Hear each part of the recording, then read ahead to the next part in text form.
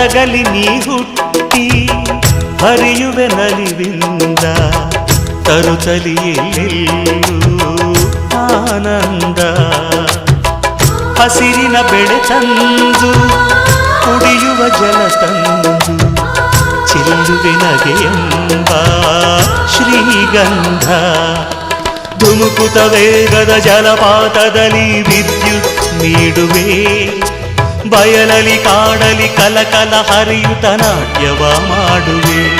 ಮಂದಗಾಮಿನಿ ಶಾಂತಿವಾಹಿನಿ ಚಿರನೂತನ ಚೇತನದಾತೆಯು ನೀನೇ ದಕ್ಷಿಣ ಮಂದಾಕಿನಿ. ಕನ್ನಡ ನಾಡಿನ ಜೀವನದಿ ಕಾವೇರಿ.